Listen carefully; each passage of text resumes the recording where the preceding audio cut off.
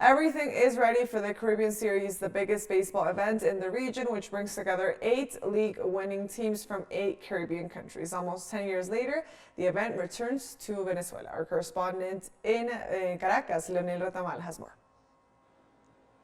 Venezuela hosts the biggest baseball event of the region.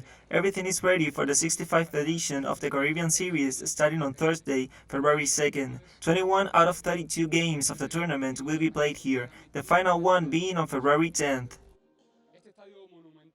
This recently inaugurated Simon Bolivar Monumental Stadium, with a capacity for 40,000 spectators, the largest in Venezuela and in Latin America, will be the stage for the opening game of the Caribbean Series in Venezuela. The participating teams began arriving in Venezuela on Monday. 8 winners of the local leagues of their countries, Cuba, Panama, Puerto Rico, Dominican Republic, Mexico, Colombia, and Curacao, are seeking to win the Caribbean title. Curacao participates for the first time and Cuba returns after 3 years of absence.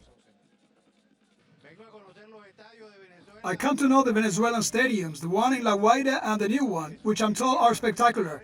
And also the atmosphere, which is totally baseball. So let's have a great time watching good baseball. In Cuba, for the first time, an elite baseball league was developed, which was won by agricultores, and this team represents us in an atypical event, where for the first time 8 clubs from 8 countries of the area are participating. I think it is an event. Venezuela has just defined its representing team after the end of the country's regular league, which Leones del Caracas won over Tiburones de la Guaira, 2 teams that represent precisely the 2 cities that will host the tournament. I love that idea because the doors are opening in Venezuela to sports, to baseball. And I hope they will open to other sports such as volleyball, indoor soccer, everything. I think it's very good because there is that passion. People have that passion for baseball. That's the passion of all Venezuelans.